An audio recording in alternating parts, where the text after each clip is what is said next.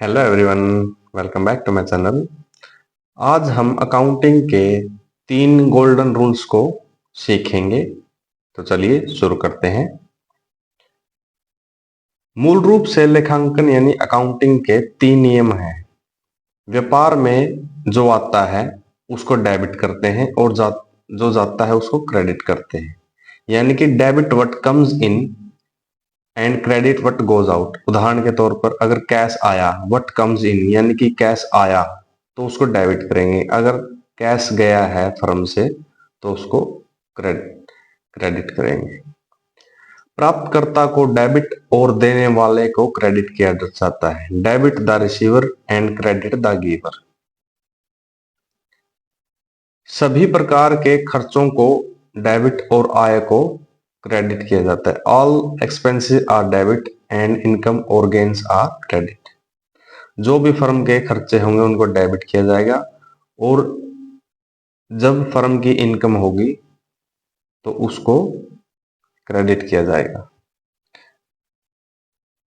अब ये समझ लेते हैं कि इन नियमों का अकाउंटिंग में किस प्रकार उपयोग होता है। लेखांकन के नियमों के उपयोग जानने से पहले हमें अकाउंटिंग के प्रकार जानने होंगे, जिन्हें टाइप ऑफ अकाउंट्स भी कहते हैं। मुख्य रूप से लेखांकन के 3 प्रकार होते हैं। Number 1 personal account, number 2 real account और नंबर 3 नॉमिनल अकाउंट यानी कि नाम मात्र के खाते। पर्सनल अकाउंट सभी व्यक्तिगत और संस्थात्मक खातों का पर्सनल अकाउंट में समावेश होता है। यानी कि सभी व्यक्तिगत और संस्थात्मक खाते पर्सनल अकाउंट के अंडर आते हैं। किसी व्यक्ति के नाम का अकाउंट, मान लीजिए विशाल है या राम है या कोई फर्म है या कोई बैंक है, मान लीजिए HDFC बैंक अकाउंट या बजाज फाइनेंस, ये सभी जो खाते हैं ये व्यक्ति विशेष को संबोधित करते हैं, तो इसलिए इनको पर्सनल अकाउंट कहा जाता है। नेक्स्ट आता है रियल अकाउंट। सभी प्रकार के वास्तविक खातों को रियल अकाउंट में समावेश होता है।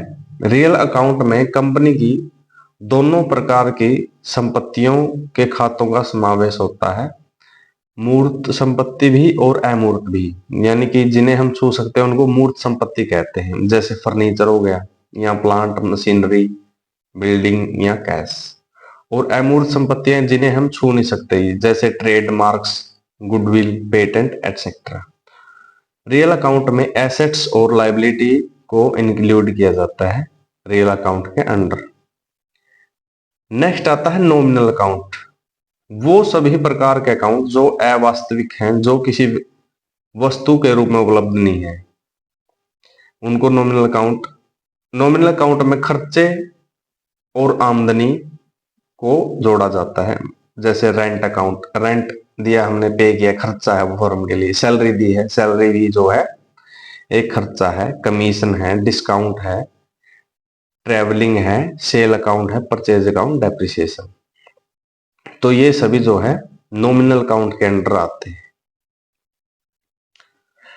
गोल्डन रूल्स में रियल अकाउंट उस वक्त होगा, यानी कि जब real account what comes in, जब कोई कैश आए, यानी क्या आया, कैश आया तो उसको डेबिट किया जाएगा। अगर कैश घट रहा है यानी कि व्हाट गोज आउट, यानी मान लीजिए आप फर्म से कैश आया है तो उसको डेबिट करेंगे, वो रियल अकाउंट है। और कैश गया है तो उसको क्रेडिट करेंगे। ऐसे ही पर्सनल अकाउंट में debit the receiver, credit the giver. यानी जिसने दिया है उसको हम डेबिट करेंगे और जिसने प्राप्त किया है उसको क्रेडिट करेंगे। नॉमिनल अकाउंट में सभी एक्सपेंसेस और लॉसेस को डेबिट करना होता है, यानी कि जो भी खर्चे हैं उसको डेबिट करना होता है। मान लीजिए रेंट पे किया, rent account debit to cash account, अगर नगद पे किया है। इसी प्रकार से अगर नॉमिनल अकाउंट यानी कि इनकम और गेन्स, अगर वो उनसे प्राप्ति हुई है, यानी कि cash account debit to commission account, अगर कमीशन आया है तो उससे फर्म को प्राप्ति हुई है तो उसको हम क्रेडिट करेंगे। अभी इसको थोड़ा आसान भाषा में समझते हैं। रियल अकाउंट को आप वट की तरह मान लीजिए, यानी कि क्या क्या आया, गुड्स, फर्नीचर या मनी। वो यानी कि कौन, यह एक पर्सनल अकाउंट होता है, उसको हम वो के तौर पे मानेंगे, यानी कि कौन, फर्म होगी, कोई पर्सन हो गया या कोई कंपनी होगी। वाई यानी कि नॉमिनल अकाउंट, वाई यानी कि क्यों, तो इंटरेस्ट, कमीशन, डिस्काउंट के तौर पर हम इसको समझेंगे। मान लीजिए गुड्स आई है, कम्स इन यानी कि आई है, फर्नीचर आया है या मनी आई है, तो उसको डेबिट करेंगे रियल अकाउंट के अंडर। और गोज आउट, जब गुड्स, फर्नीचर या मनी या एटसेट्रा कोई भी, तो उसको गोज आउट, अगर बाहर मतलब फर्म से जा रही है तो उसको क्रेडिट करेंगे। पर्सनल अकाउंट में रिसीवर को, जिसने प्राप्त किया है उसको डेबिट करेंगे, जिसने दिया है उसको क्रेडिट करेंगे। एक्सपेंसेस को हम डेबिट करते हैं और इनकम को हम क्रेडिट करते हैं। अभी हम कुछ एग्जाम्पल से इन रूल्स को समझते हैं। Mister Shyam started A business with 50,000 cash. 50,000 रुपए से श्याम ने बिजनेस की स्टार्टिंग की है। इसकी जर्नल एंट्री होगी cash account debit to capital account. Cash जो है एक रियल अकाउंट है और कैपिटल जो है एक पर्सनल अकाउंट है। रियल अकाउंट डेबिट होगा क्योंकि पैसा आ रहा है फर्म में, और क्रेडिट दिया किसने है, कैपिटल ने यानी प्रोपराइटर ने, तो प्रोपराइटर को यानी कैपिटल अकाउंट को हम क्रेडिट करेंगे। नेक्स्ट एंट्री है, हमने 20,000 रुपए की कैश में गुड्स की परचेज की है, तो इसकी एंट्री होगी purchase account debit to cash account. ये दोनों एक रियल अकाउंट है। परचेज यानी कि गुड्स यानी माल आ रहा है फर्म में, तो उसको डेबिट करेंगे। जा क्या रहा है उसके बदले में, कैश जा रहा है, तो कैश को हम क्रेडिट करेंगे, यानी credit what goes out, debit what comes in.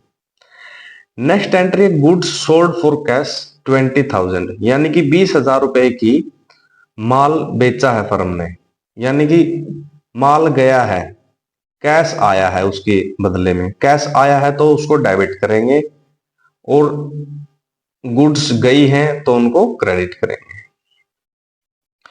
Purchase goods from mister बादशाह फॉर कैश 10,000, यानी कि 10,000 रुपए की मिस्टर बादशाह से कैश में हमने परचेज की है,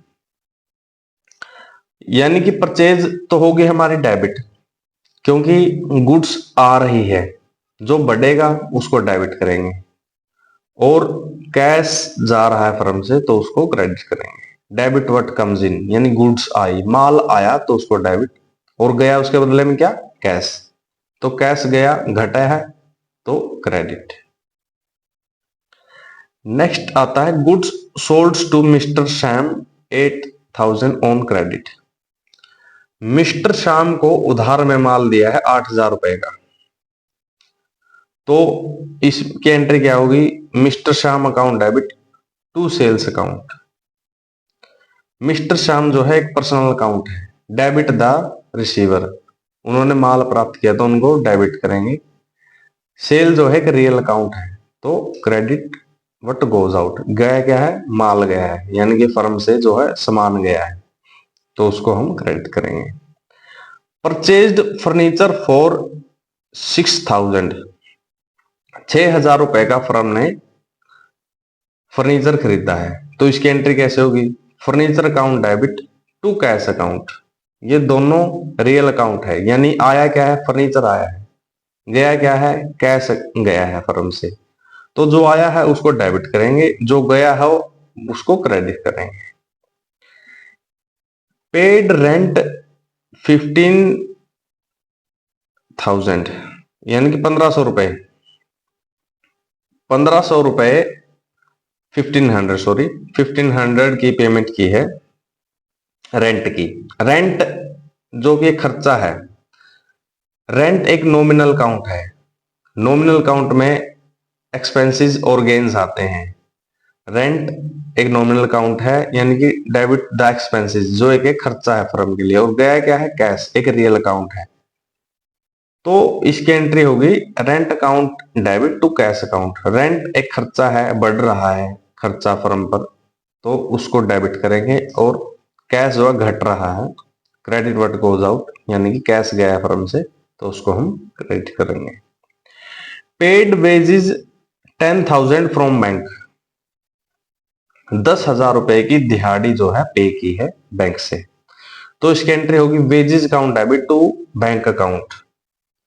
यानी कि वेजेस जो है एक नॉमिनल अकाउंट है जो कि खर्चा है फर्म के लिए, और बैंक है एक रियल अकाउंट है, व्हाट गोज आउट, यानी कि बैंक का बैलेंस जो घट रहा है तो उसको हम क्रेडिट करेंगे। और वेजेस जो है बढ़ रही है, यानी कि एक्सपेंसेस बढ़ रहे हैं फर्म पे, तो उसको हम डेबिट करेंगे।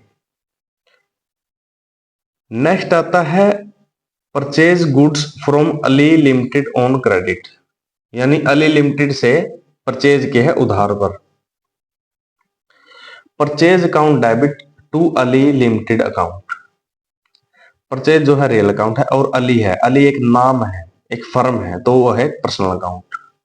डेबिट व्हाट कम्स इन, क्या आया है, परचेज यानी गुड्स आई है।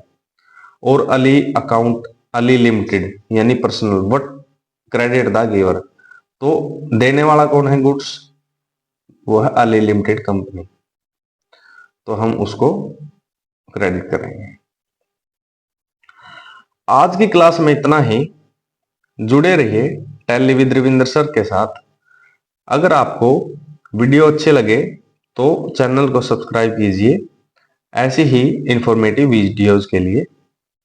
Thanks for watching, have a great day.